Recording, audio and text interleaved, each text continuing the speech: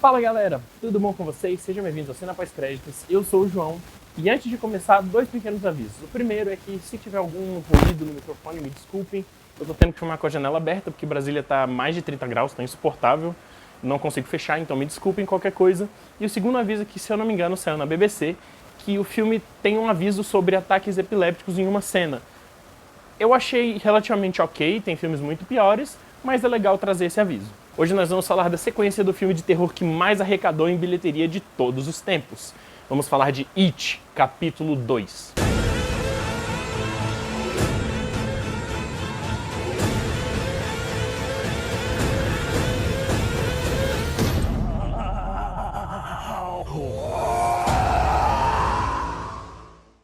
27 anos após os eventos do primeiro filme, em que Pennywise e o Clube dos Perdedores se enfrentaram, a coisa retorna para aterrorizar a cidade de Derry. Cabe ao Clube dos Perdedores se lembrar de tudo, vencer seus medos e finalmente conseguir derrotar a coisa. Uma das coisas que eu mais fiquei receoso em relação a esse filme é que o primeiro filme, como os protagonistas são crianças, teoricamente é uma situação de vulnerabilidade muito maior.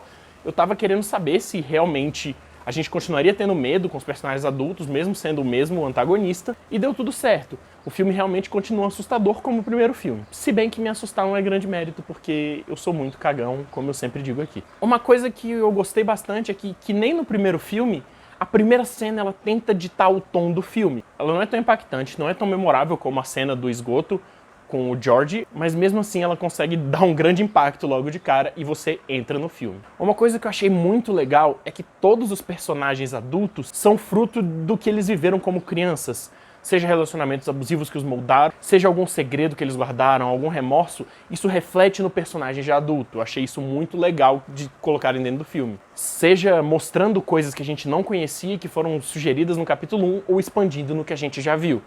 A gente tem um grande background de todos os personagens logo no começo do filme. É pra gente se ambientar e entender como é que tá a vida de cada um. O Mike é o único que ficou em Derry e ele é o responsável por reunir todo mundo e ele atua também como um recurso de exposição, porque ele vai expor tudo que precisa ser feito, como que tá a cidade, vai falar sobre o passado da coisa e dar a missão pra todo mundo. Acontece que os diálogos expositivos são recorrentes ao longo do filme, tem umas cenas totalmente desnecessárias. Já no fim do filme eles verbalizam coisas que não devia estar verbalizando, devia só agir e fazer. E outra coisa que fica cansativa é que o filme não explica só através dos diálogos. Às vezes ele usa um excesso de flashbacks para poder contar tudo o que está acontecendo, para não ficar nenhuma dúvida. Às vezes é desnecessário porque fica cansativo. E o espectador vai entender sem a necessidade de tudo isso. A transição entre o presente e o passado é muito bem feita. É tão bem feita que o Andy Muschietti, o diretor, ele deve ter falado: nossa, meu Deus do céu, tem que usar isso o tempo todo.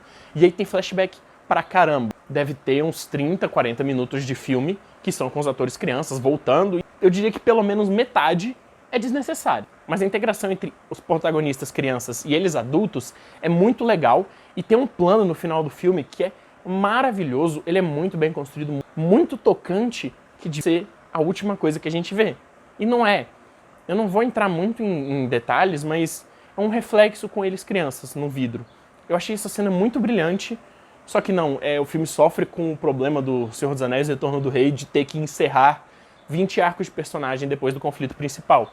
Então acaba ficando cansativo isso, porque já não tem mais o que se preocupar, é só enchendo o tempo de tela. O filme tem 2 horas e 45 minutos, é desnecessário um monte de coisa, porque dava pra cortar pelo menos 40, 50 minutos na maior tranquilidade. E tem um recurso que eles usam no final mesmo, a última coisa que acontece, que quebra muito o peso de uma das coisas no começo do filme. Não vou entrar em detalhe, mas depois de ver o filme, se você já viu, você sabe do que eu tô falando, que uma decisão que um personagem toma no começo do filme é tão impactante, tão pesada, e aí no final do filme, não era tão pesada assim, era besteira.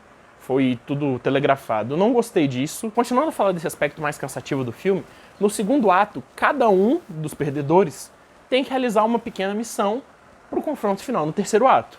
Ok, a gente vê cada um realizando sua missão e isso funciona no livro porque a gente tem que ver o ponto de vista dos outros personagens. Você tem muito mais tempo do que 2 horas, no caso 2 horas e 45, mas vocês entenderam. O problema é que a estrutura, seja na montagem, seja no roteiro, é muito semelhante para todos os personagens. Então você vê a mesma cena umas 5 vezes. É exatamente a mesma coisa, eles têm que pegar o objeto, aí tem um flashback, e aí acontece alguma coisa. Todos são exatamente isso que acontece, e acaba perdendo aquele elemento surpresa do terror, do medo. Porque você já sabe, vai dar isso aqui agora, isso vai dar o ruim agora. O filme tem 1 milhão de referências ao universo do Stephen King e a outros filmes, como, por exemplo, Star Wars, O Enigma de Outro Planeta. Tem algumas participações especiais e, apesar de eu ter achado um pouco fora de lugar, é legal ver, porque não estraga. Não estraga de forma alguma, só pessoalmente eu achei que não precisava de tanto. Tem também um humor muito inteligente, metalinguístico, porque o personagem do James McAvoy é um escritor e todo mundo odeia os finais dos livros dele, que é uma crítica que fazem ao Stephen King. Então, eles estão sacaneando o próprio Stephen King no filme que é baseado no livro do Stephen King. O filme é muito engraçado. No geral, as piadas funcionam, elas são bem dosadas e elas acontecem no momento certo. Acontece que algumas piadas elas são a nível de vergonha alheia, porque não precisa, é desnecessário e não é engraçado. E pior ainda, em alguns momentos é para ser algo aterrorizante, só que a forma como é feito fica meio cômico e perde todo o impacto. Isso é extremamente problemático em um filme que tem como base o terror. Falando agora mais especificamente do terror, tem 2 cenas que eu preciso destacar. Uma na casa de parede de vidro, que é muito nervosa. Eu já falei, eu sou cagão, mas eu fiquei muito nervoso nessa cena, que é a da casa com a senhora. Se você viu o trailer, você já sabe o que acontece. Tem outras sequências muito legais, mas essas 2 se destacaram. Em geral, as cenas são muito bem construídas. Você tem a câmera subjetiva pra gente se colocar no lugar do personagem e ficar com medo. Você tem o uso do silêncio, você tem a escuridão e, muitas vezes, a sugestão do medo. Claro que aqui é muito explícito. Nós temos criaturas, nós temos monstros. Os jumpscares têm um payoff, eles não são simplesmente jogados pra você se assustar. As criaturas também são muito legais, porque elas são meio mal feitas em relação aos efeitos. Só que isso é totalmente proposital, para realmente gerar aquela estranheza. Porque a coisa é uma criatura que não compreende muito bem o universo humano, então ele fica fora de lugar. Essa estranheza é 100% proposital e contribui para o seu desconforto ao longo do filme todo. Mas com certeza, a coisa mais assustadora do filme é aquele maldito palhaço Pennywise. A fotografia do filme é muito, muito, muito bem feita. Ela retrata exatamente a emoção da cena e como é que é aquele universo. No passado, nós temos cores mais quentes e tons de sépia. Sépia porque nós estamos no passado e as cores quentes porque os perdedores são amigos. Aparentemente está tudo certo. Eles não estão se preocupando com a coisa. É um momento de vínculos de amizade, de momentos que eles lembram muitas vezes com carinho. Então combina. Já o presente é extremamente contrastado, tem muitas cenas escuras e as cores são pouquíssimo saturadas. É uma sensação de desconforto e de falta de vida e medo. Falando do elenco agora, o Bill Skarsgård como Pennywise, meu Deus, esse cara é brilhante. Os olhos, a boca, o jeito de falar, o comportamento não humano, porque ele não sabe imitar um comportamento humano de verdade. Uma atuação brilhante. Pra mim, os melhores momentos são que ele atua, que a gente vê que ele tá atuando, e não as criaturas gigantescas, os monstros, porque dá muito mais medo. Eu detesto o palhaço, e nossa, esse palhaço é um filho da p***.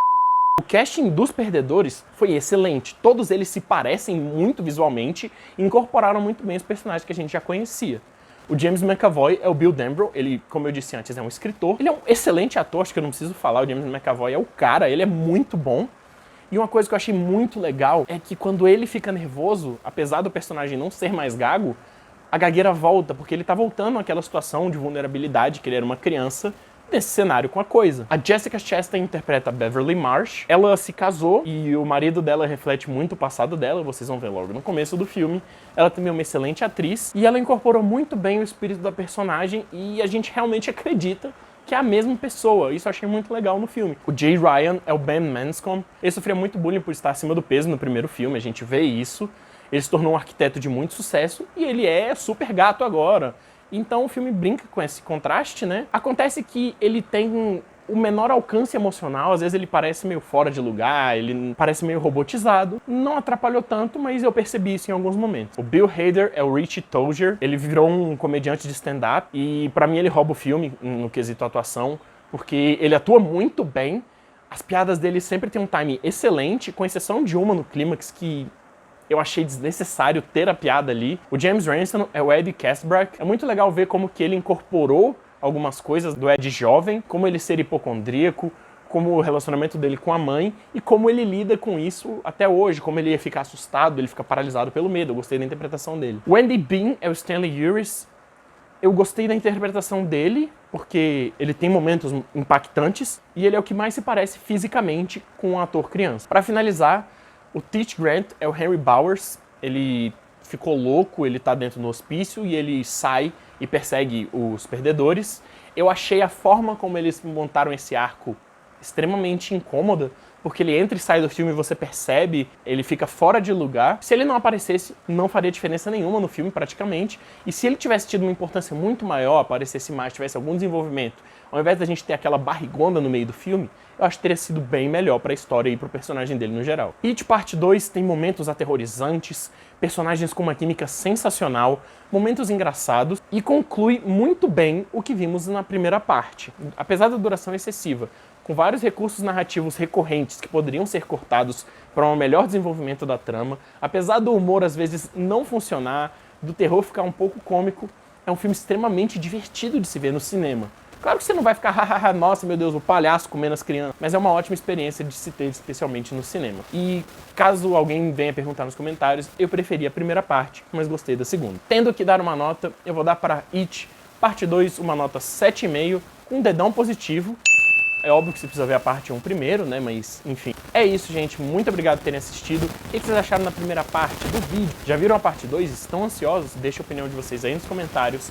Dá uma olhada nos nossos outros vídeos, nas nossas redes sociais. Se inscreve no canal. Muito obrigado. Até a próxima e falou!